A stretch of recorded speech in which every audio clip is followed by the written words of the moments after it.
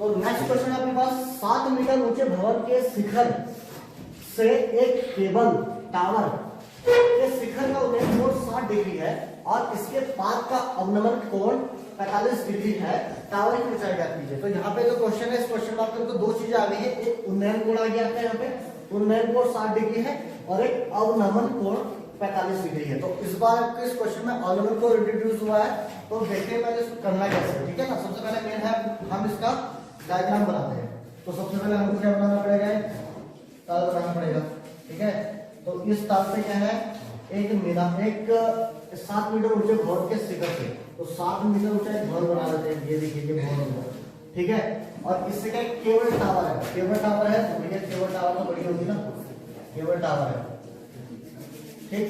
ये cable tower करना क्या है, इसमें हमने क्षैतिज रेखा खींचनी है, आपके आंख के क्षैतिज रेखा खींचनी है इसमें, ठीक है। तो मान लीजिए यहाँ पे आप है, तो यहाँ पे एक हम क्षैतिज रेखा खींचते हैं आपकी आंख के सीध पे, ठीक है।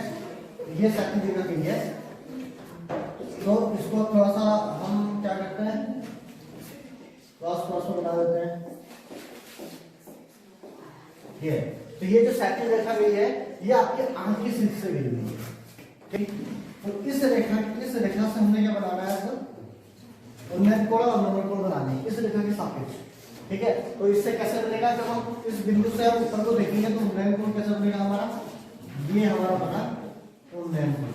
हमने इस बिंदु से जो था ऊपर को देखा तो उन्नयन कोण, तो उन्नयन कोण कितने का बनना आपका 60 डिग्री का बन जाएगा। तो 60 डिग्री कैसा बनाया जाएगा आपका, ये 60 डिग्री हो जाता है यहाँ से ऊपर की तरफ को, ये 60 डिग्री हो जाता है उन्नयन कोण।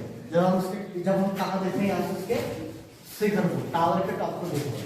अच्छा, अगर इस जगह से हम इस टावर के पाद बिंदु को देखेंगे, उसकी जड़ जहाँ पे वो है जड़ को देखेंगे, तो उसके लिए कौन सा कोण बनेगा, तो उसके लिए आपको बनेगा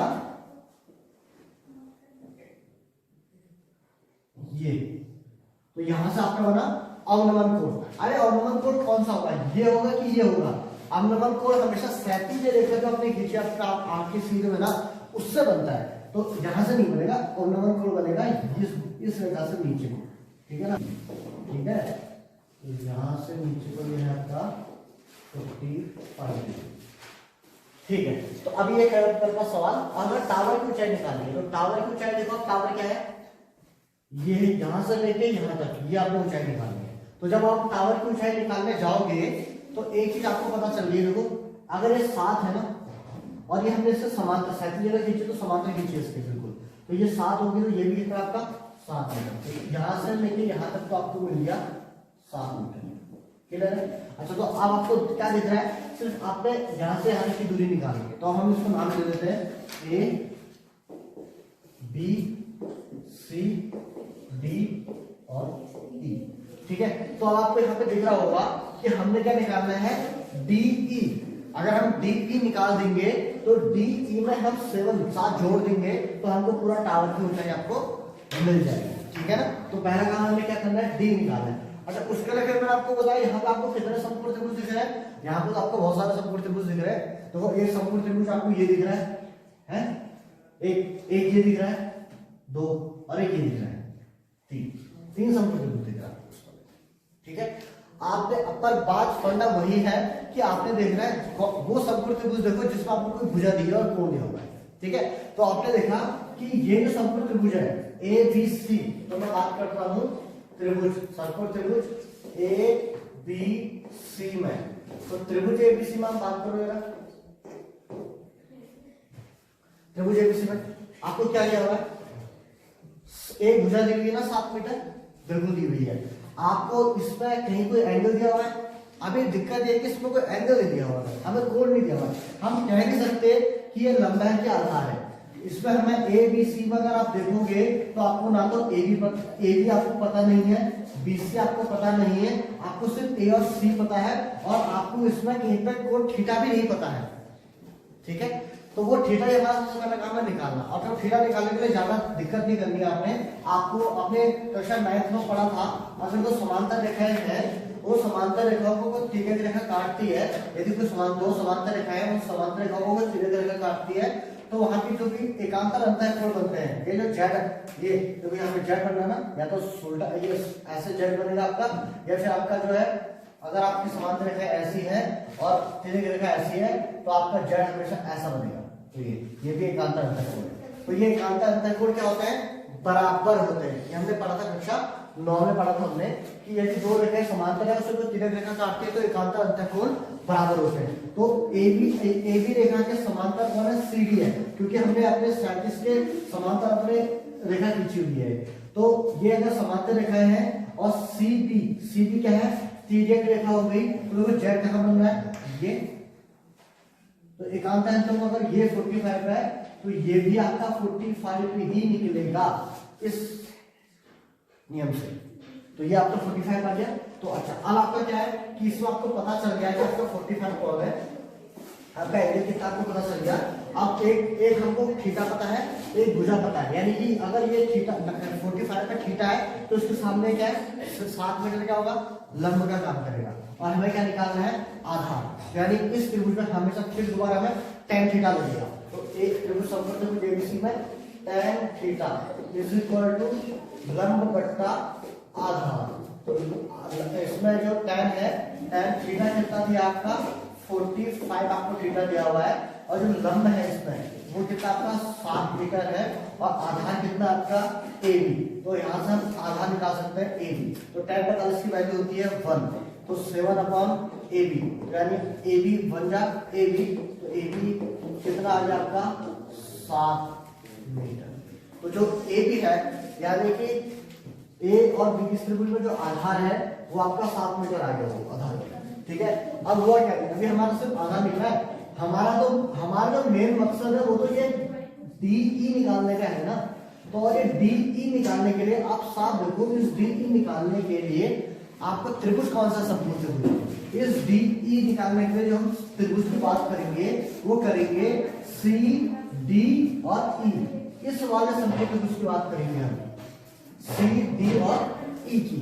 अगर CDE में देखो आपको एंगल दिया हुआ है 60 डिग्री, आपको कोण दिया हुआ है। इस CDE में ना तो आपके पास CD है, ना आपके पास DE है, ना आपके पास EC है, कोई भी भुजा नहीं दी है आपको उसकी, और सिर्फ एक कोण दिया हुआ है। तो मुझे इसकी सिर्फ एक भुजा की आवश्यकता थी कि इसकी एक भुजा मिल जाए मुझे, तो मैं बाकी निकाल दूं। तो वो भुजा किसकी मदद से निकली, देखो CD बराबर किसके होगा, AB होगा कि नहीं होगा, क्योंकि समांतर है ना बिल्कुल।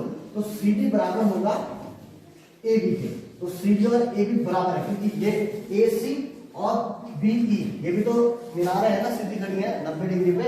तो ये दो समांतर रेखाओं के बीच में दो रेखाएं खींची है, तो ये बराबर ही तो होंगी। तो CD बराबर AB, और AB आपने निकाल दिया। AB आपने निकाला 7 मीटर। तो अगर AB 7 है तो CD कितना होगा आपका 7 मीटर होगा। तो इसको मैं समझा, इसको ऐसे लिखते हैं, ये आपका निकला 7 मीटर, ठीक है, यहाँ से यहाँ तक था। तो इस हिसाब से ये भी आपका कितना हो गया 7 मीटर हो गया, ठीक है ना। CD मिल गया आपको 7 मीटर। अच्छा अब बताओ मुझे, CD अगर 7 मिल गया, तो अगर हम त्रिभुज की बात करते हैं, CDE में त्रिभुज की बात करते हैं, तो इसमें आपको क्या दिया हुआ है, आधार दिया हुआ है, थीटा दिया हुआ है, और क्या निकालना है, लंब निकालना है। तो इस वाले त्रिभुज में अब तो इसलिए हमने जो ABC का काम था, त्रिभुज ABC का काम था हमारा आधार निकालना। वो आधार हमारा त्रिभुज CDE का आधार का काम करेगा। तो जैसे हमने आधार निकाला उसकी वैल्यू हमने यहाँ रख दी, तो ये इसका आधार हो गया। अब इस आधार की सहायता से हम क्या निकालेंगे, इसका लंब निकालेंगे। तो ठीक है, तो अब हम बात करते हैं त्रिभुज CDE।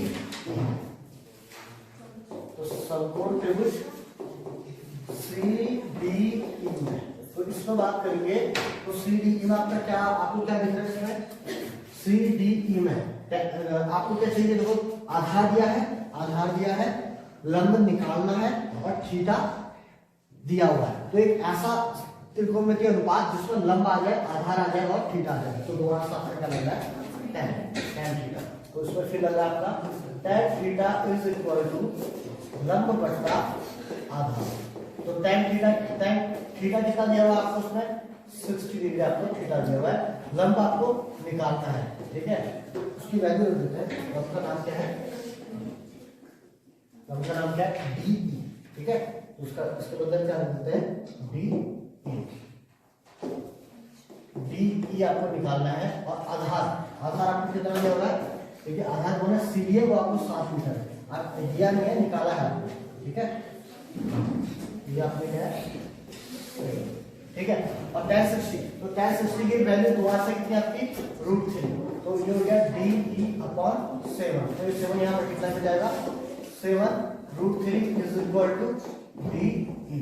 तो आपका जो DE था वो कितना आ चुका है, 7 आ चुका है। अब ये D देखिए, D कौन है, D 7√3 आ गया D, तो D है कौन, DE 7√3 कितना आ चुका है, 7√3। तो यानी यहाँ से आपकी वैल्यू कितनी आ गई आपकी, 7√3 DE, ये देखो। अच्छा अब देखो सवाल हो चुका है आपका, आपको क्या निकालना था, आपको टावर की ऊंचाई निकालनी थी ना। तो टावर कौन है, बी और ई, बी पूरा टावर है, बी में 7 मीटर तो मैं पहले लिख चुका हूँ, क्योंकि ये 7 मीटर है तो बिल्कुल समाप्त याद, तो ये 7 मीटर होगा, तो 7 ये है, हमें निकालना था डी, और डी मैंने निकाल दिया 7√3। तो पूरा टावर की ऊंचाई क्या होगी, 7 + 7√3।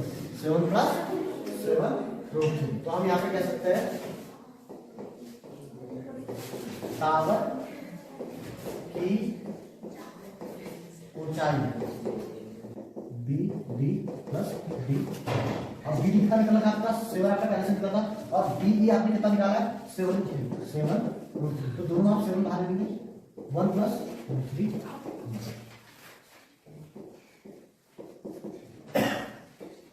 तो ये आपका आ गया आंसर। यही है आपका क्या, टावर की ऊंचाई।